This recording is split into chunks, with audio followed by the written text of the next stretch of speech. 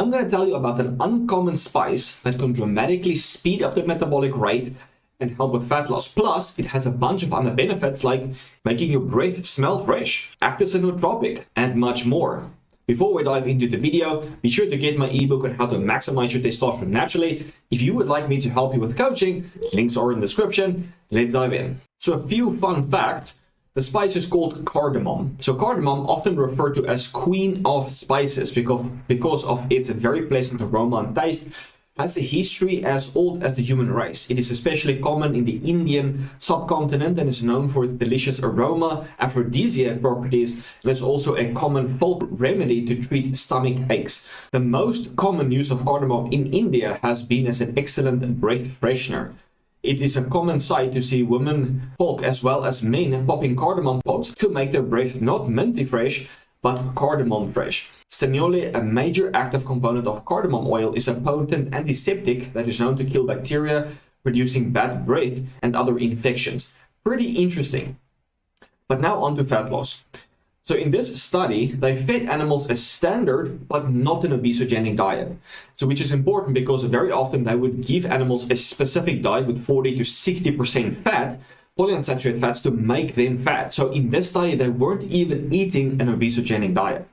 Their macros, 20% protein, 16% fat, and 46% carbs. This is not an obesogenic diet or a diet to induce disease or anything. Then they added 3, 6, and 12% cardamom to their diet. And here's what happened to fat loss. You can see that the red line here is the control that did not receive the cardamom. And then the 3 lines here at the bottom, very close to each other, was the cardamom groups. So regardless of the amount they got, it potently, to the same extent, inhibited fat gain on a non-obesogenic diet. So this is the final body weight. You can see how the body was lower. And very interestingly, food intake was higher. They ate more foods, but they weighed less. So they got a massive increase in the metabolic rate. So the per calorie food intake increased and per gram calorie increased. And then also fat mass was the lowest on the 3%, and then muscle mass was the highest on 3%. So it seems like the ideal amount is 3%, which is roughly about 15 grams for a human. So the frequent distribution analysis showed that 60% of adipocytes in the subcutaneous fat and the visceral adipose tissue of the cardamom-fed mice were smaller compared to only 10% of the adipocytes of the control diet. That means the control group had this size, for example, and then the cardamom group had only 10% that size as their adipose cells. So it means that their fat cells were a lot smaller. And what this means is that smaller fat cells are healthier, whereas inflamed fat cells are unhealthy. It's inflammatory. So hypertrophy of fat cells leads to an increase in free fatty acid release, which causes insulin resistance, a decrease in adiponectin, which improves insulin sensitivity, an increase in pro-inflammatory cytokines, increase in immune cell recruitment, meaning more inflammation, increase in hypoxia and fibrosis. Bad stuff when your fat cells grow in size. But when they multiply, but they stay small, it's called hyperplasia. That's healthy. That means a decreased free fatty acid release, increased adiponectin, decrease in pro-inflammatory cytokines, reduced in immune cell recruitment, and decreased hypoxia and fibrosis. Right, so the smaller fat cells from the cardamom group was like really beneficial. Cardamom intake increased mitochondrial activity by activating a mechanism associated with increased AMPK. Here you can see succinate dehydrogenase increased. This means that mitochondrial function improved significantly with cardamom use, and then AMPK also dramatically increased in a dose-dependent response. So cardamom-fed animals presented higher oxygen consumption than controls during both feeding and fasting. Like, this is really important because anything that speeds up the metabolic rate will increase oxygen consumption. So if you are using, for example, something that only enhances fat oxidation, but your total oxygen consumption does not increase, your metabolism is not actually improving, it's not speeding up. It doesn't mean you'll get better weight loss just because you're burning more fat. You know, you need to increase the metabolic rate, which will increase oxygen consumption. And this is when you will automatically lose weight despite eating more, boosting the metabolic rate. So enhanced metabolic flexibility. This was also extremely interesting that by eating cardamoms, they had a very good metabolic flexibility, which means they could switch from fat to glucose oxidation, like complete fat oxidation to complete glucose oxidation, and back and forth. So during fasting, the respiratory exchange ratio, RER, of all mice was below 0.8, indicating exclusive fat oxidation, whereas during feeding period, the RER increased to almost 1, attributing exclusive to glucose utilization as an energy substrate. So when you're eating carbohydrates, you're burning only glucose, and when you're in a fasted state, you're only burning fat. Most people are stuck in the middle, and even if they're eating meals or fasting, they're not really going to complete fat oxidation or to complete glucose oxidation, which means they're not really metabolically flexible.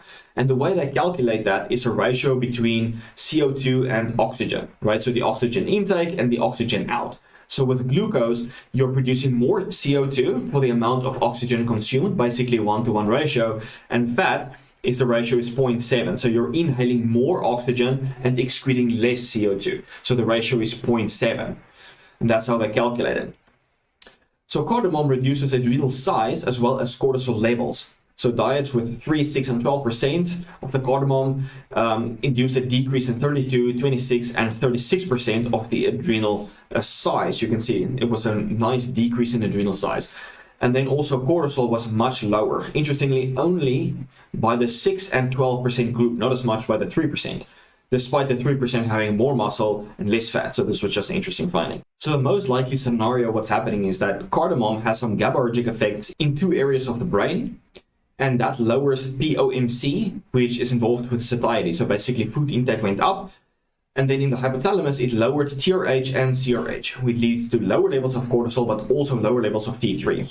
But the thing is, like, the drop in T3 was not a bad thing because their metabolism became so fast that the requirement for T3 went down.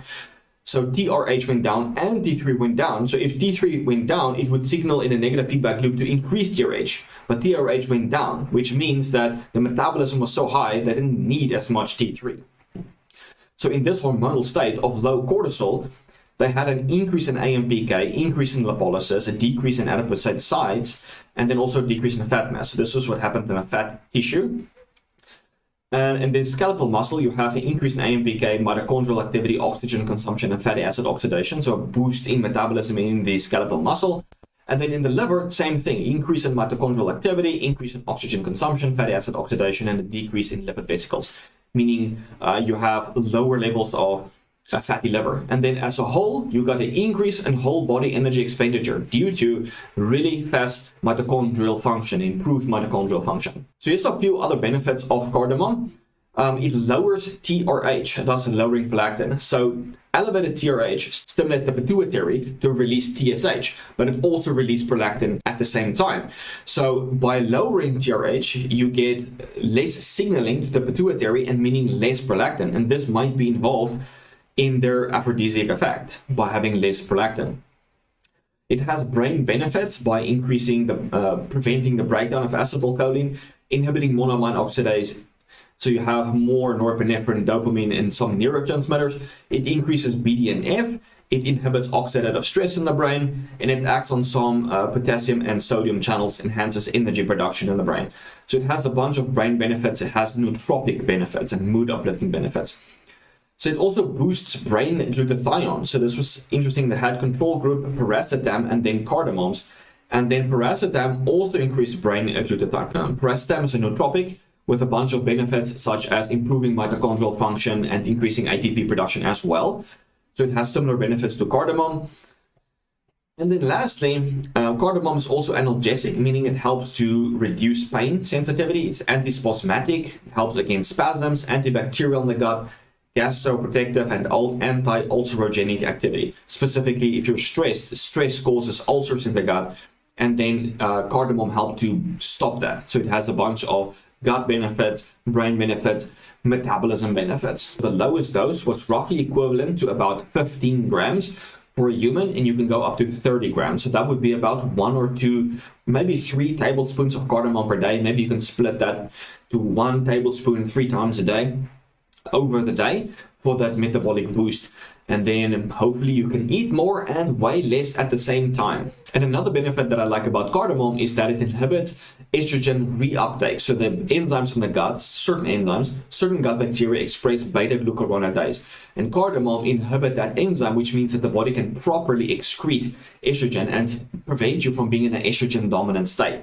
So cardamom has a bunch of very interesting benefits. If you've ever used cardamom, please let me know in the comments below how you feel on cardamom. And if you would like, maybe try some higher doses and see what pro-metabolic effects you experience. Alright guys, thanks for watching, and I will check you in the next one. Cheers!